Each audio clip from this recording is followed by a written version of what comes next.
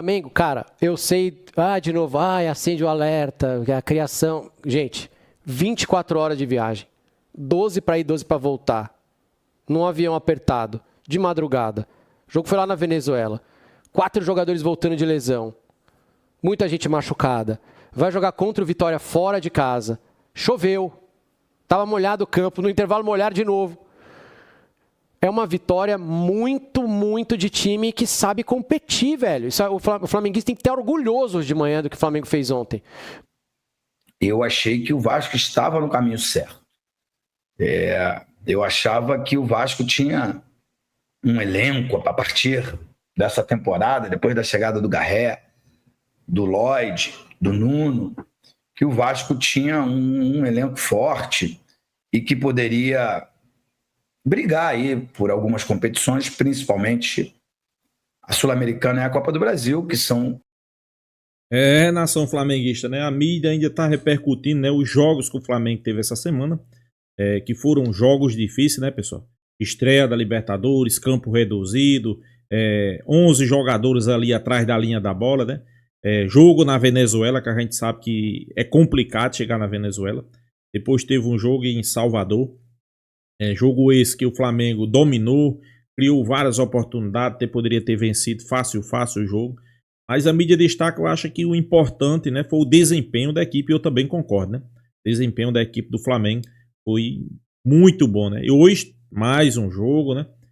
Segunda rodada da Libertadores, é importante. Uma vitória para já começar aí com 2 vitórias consecutivas na fase de grupo da Libertadores, né? Sem sombra de dúvida. Será importantíssimo e a mídia está repercutindo, né? Pelo outro lado, tem o seu rival Vasco da Gama, que muitos torcedores diziam que ia fazer frente a alguns clubes aí, né? Principalmente da Sul-Americana. Já começou tropeçando, né? Estava vencendo o jogo, empatou. Jogo do Campeonato Brasileiro, perdeu feio, né? Os torcedores preocupados, Edmundo preocupado, né? E a mídia de todo o Brasil discutindo sobre isso, né? Para mim, o Vasco não vai passar para a próxima fase, né? Não sei a opinião de vocês. Vamos acompanhar o vídeo aí, créditos do vídeo, né? O Thiago Sport, o link vai estar aqui na descrição, o canal Thiago Life, e o canal também de Edmundo, o link vai estar aqui na descrição para vocês lá acompanhar. Vamos acompanhar o vídeo, no final deixa a minha opinião, vamos lá. Principalmente para centroavante, ou você tem uma sorte absurda, imensa, nível Inzaghi, assim, que você mete gol toda vez que você vai para a área e entra. Ou então para o centroavante, é difícil, né? A bola chegar, você ter oportunidade. É muito difícil para um centroavante lutar por posição. Entrar no segundo tempo, faltando 10 minutos. É muito difícil. Você tem muita sorte, pega um pênalti e tal. É muito difícil hoje em dia, ainda mais sem camisa 10 para te abastecer, você ser centroavante e lutar por posição. Acho duríssimo. Queria falar do Flamengo. Fala mal do Flamengo primeiro que eu vou elogiar o Flamengo. Não, o Flamengo jogou bem no sentido de dominar o jogo, né? Mandou, acho que no jogo. Só que aí, a partir do momento que saem os meios e começam a entrar os pontas, o jogo fica numa trocação. Nessa trocação, o Flamengo leva o gol. Nessa trocação, digamos assim, o Flamengo tem muita qualidade, né? E conseguiu vencer o jogo. Golaço do Arrascaeta.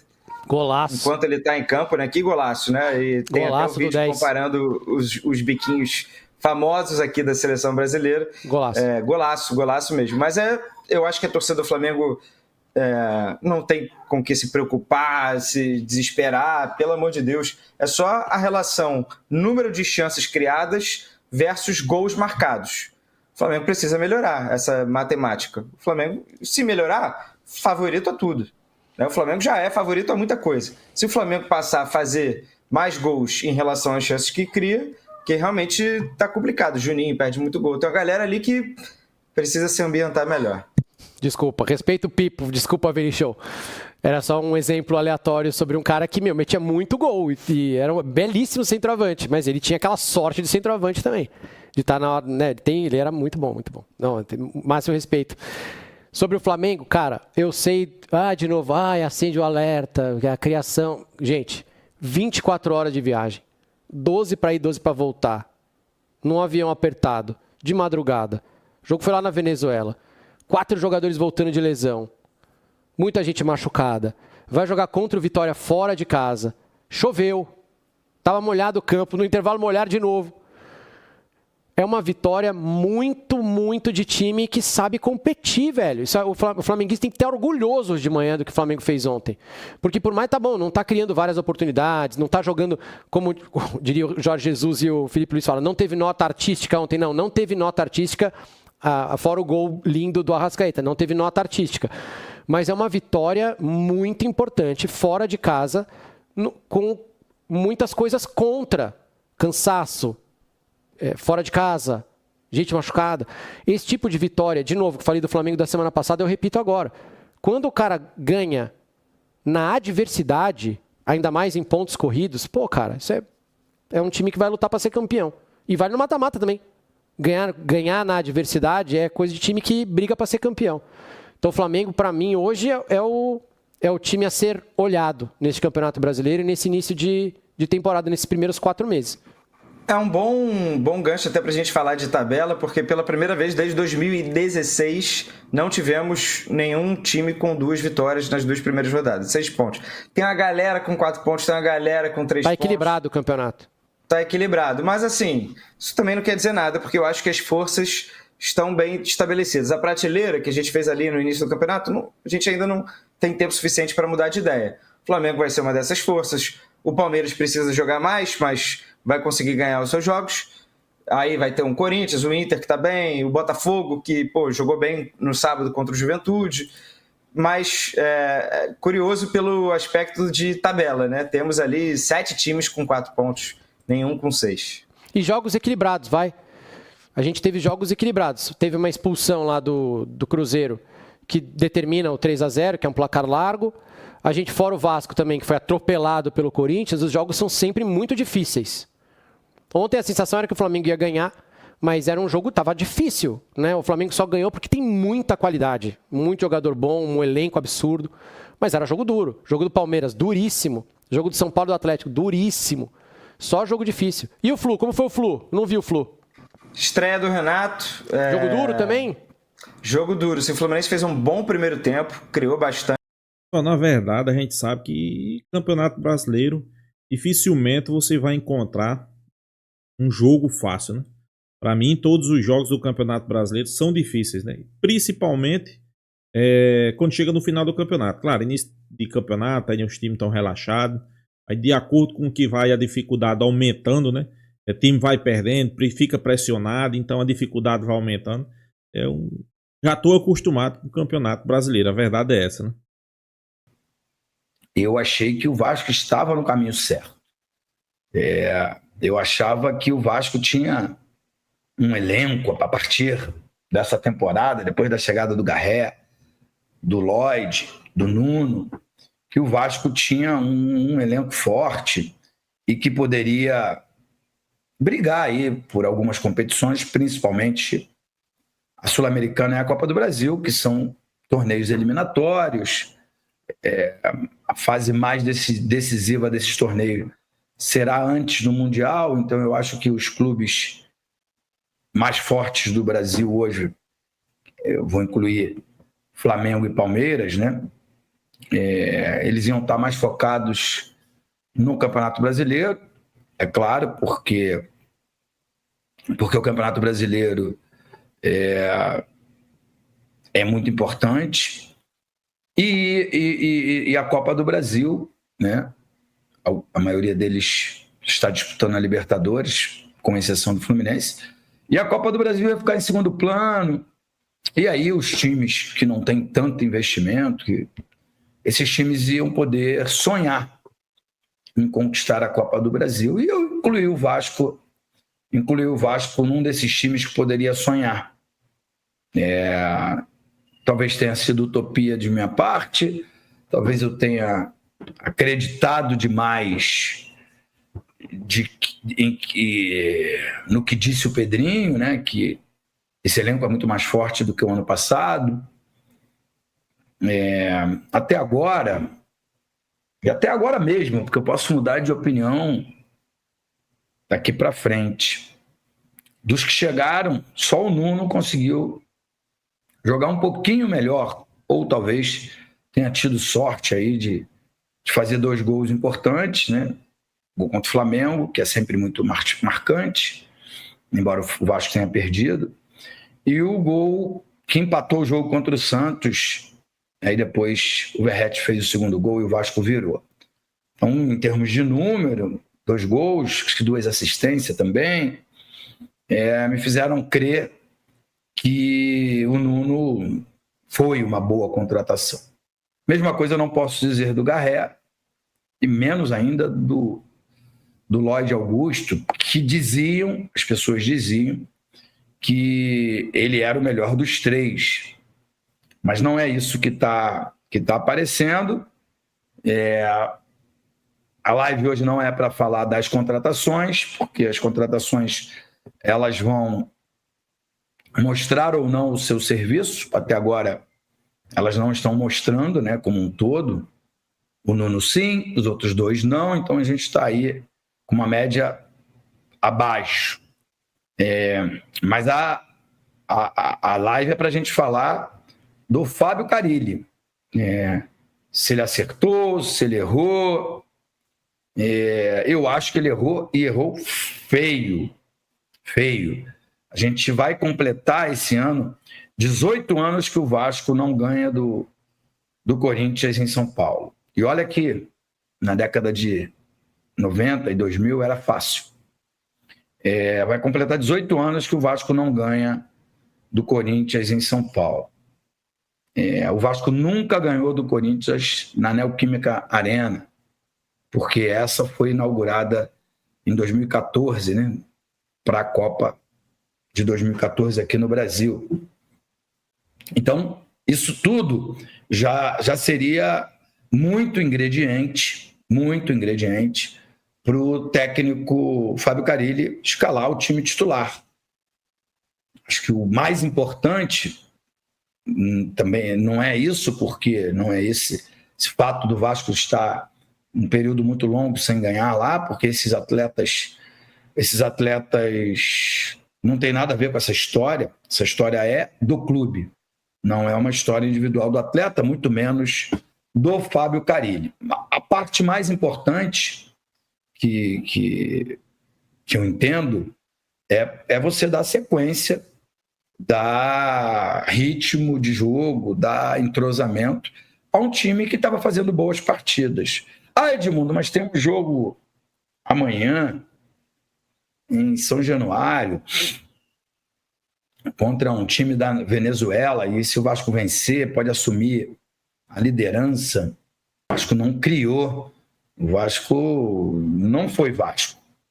Eu sei que alguém escreveu aí, são 25 anos que a gente, de pesadelo, de fase ruim, né, que o Vasco está passando.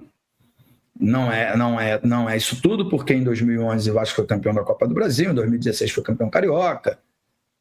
Teve aí alguns lampejos de Vasco, mas de fato é um marasmo, é um período muito longo que o Vasco está sem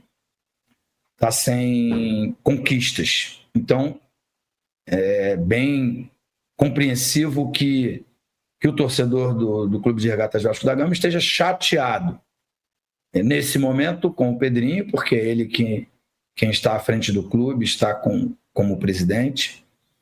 Eu não vou cansar de falar que ele tem trabalhado muito, muito, muito mesmo. Que em breve ótimas notícias virão. E aí eu digo... Pois é, nação flamenguista, a mídia destacando, né, o desempenho do Flamengo durante essa semana, foi jogo decisivo e tem outro jogo decisivo hoje, né? E a mídia vascaína aí preocupada com a situação do Vasco, né? Porque ele não vê uma luz no fim do túnel. Vamos debater aqui, deixar nossa opinião. Primeiro sobre o Flamengo, né? Pessoal, durante a semana, principalmente o primeiro jogo da Libertadores, eu vi muitas críticas para o Flamengo, né? Por quê? Não fez uma boa estreia, porque todo mundo, quando o Flamengo vai jogar, eu acho que a mídia, nem os flamenguistas estão esperando o que a mídia está cobrando do Flamengo. Como assim? Geralmente o torcedor flamenguista quer ver uma boa atuação, né? Quer ver um bom jogo, quer ver o Flamengo vencendo e vencendo bem, né? Sem sombra de dúvida o torcedor espera isso. Só que o torcedor é compreensível. O torcedor sabe que nem todo jogo o Flamengo vai passar por cima. O torcedor sabe que estreia de Libertadores é difícil. O torcedor sabe que as equipes adversárias já sabem o padrão de jogo do Flamengo, já sabe o elenco que o Flamengo tem. Vai jogar recuado, vai botar ali uma barreira, 11 jogadores. Então, o torcedor já compreende que isso aí, uma hora ou outra, vai dificultar o jogo do Flamengo. É fato. Só que a mídia, parte da mídia, né? Eu não estou dizendo aqui com o Thiago, né? Inclusive, quero deixar os parabéns pelo análise de Thiago Life aí. Foi bem preciso, né? Ele fez um resumo e falou a verdade, né? Não é toda a vida que o Flamengo vai dar espetáculo. O torcedor do Flamengo compreende, só que uma parte da mídia não. A parte da mídia quer ver o Flamengo vencendo, o Flamengo passando por cima, o Flamengo massacrando, o Flamengo goleando. Só que vocês têm que se lembrar que do outro lado tem um adversário, né? Ok, eu até entendo, né? O Flamengo tem o melhor elenco, tem o melhor treinador, hoje joga o melhor futebol. Só que, como eu disse, nem sempre você vai passar o carro, vai golear, vai jogar bonito, não. É a partida que você tem que vencer mesmo jogando sem ser um bom futebol. Foi o que aconteceu. Jogou, não jogou um bom futebol, venceu na estreia, foi o importante. Voa para Salvador, a mídia, do mesmo jeito, quer o Flamengo amassando, passando por cima. O Flamengo jogou bem. Eu vejo o Flamengo jogando bem, criando várias oportunidades de gol. Só Juninho perdeu 2 gols. O Flamengo dominou. O primeiro tempo era para ter saído 3-0. O segundo tempo, o Flamengo continuou na mesma pegada. O Vitória foi 2 vezes no ataque, fez um gol, uma bola desviada que estava na mão de Ross. Mas faz parte, né? Faz parte, isso acontece, né? E hoje enfrenta o Central Córdoba, né? Se o Flamengo vencer, líder do campeonato, 2 vitórias. Talvez todos, principalmente a mídia, né? Com os flamenguistas, eu não digo nem os flamenguistas. A mídia esteja esperando aí uma goleada. O Flamengo passando o carro por cima do Central Córdoba, né? Vou responder pelos torcedores. O que é que o torcedor espera? O torcedor espera o Flamengo tomando atitude no jogo. O torcedor espera o Flamengo marcar nas linhas altas, marcar a pressão. O DNA do Flamengo ofensivo. Perdeu, pressiona. Fez um, quer fazer o outro, quer fazer o outro, quer fazer o outro. Se vai golear, aí é outra história, né? Mas o torcedor espera que uma grande partida e que crie grandes oportunidades, consequentemente vai colocar a bola para dentro, né? Ponto. Isso é uma verdade. Pelo outro lado, a gente vê nosso arquirrival, né? Como Edmundo fez o análise dele perfeito aí. Sofrer, né, na Sul-Americana. O Vasco fez várias contratações, deixou o torcedor animado, né? Várias contratações, jogadores chegando, fazendo gol. Só que o time não rende. Deixa o torcedor irritado, deixa o torcedor preocupado. E o pior, pessoal, não sei se é combinado com o Pedrinho. O treinador vai na coletiva e diz que tem um bom elenco e não precisa de reforço. Eu entendo. Se o presidente diz que não tem dinheiro para reforçar e os jogadores vai ser aqueles, ele fez mais do que certo, né? Fazendo aquilo lá, dizendo que o elenco é bom. Ele jogou não para a torcida, que a torcida sabe que não é, né, pessoal? A torcida do Vasco sabe que o elenco do Vasco é reduzido. Mas ele jogou para os jogadores. Encheu a bola do jogador, né? Então o jogador vai dizer o que? Não, o treinador aqui tá confiando na gente, né? Mas é um elenco reduzido, né? Muito se fala aí que o Vasco não vai sequer passar da primeira fase da Sul-Americana, né? Não sei, vamos deixar rolar aí pra gente ver, né? Mas a expectativa do flamenguista, vencer, grandes oportunidades, fazer gol, emplacar a segunda vitória consecutiva, né? Já deixar ali o Flamengo numa situação boa nessa chave do grupo e que venham os próximos jogos, né? Jogos que a partir de agora é jogo quarta, jogo domingo, jogo quinta, jogo domingo, jogo terça, jogo sábado. Vai ser assim essa sequência, né? 2 jogos por semana. Mas eu acho que o elenco do Flamengo está qualificado o suficiente para fazer bons jogos, né, pessoal? Deixa a sua opinião aqui nos comentários, se inscreva no canal Fla News e até a próxima, pessoal.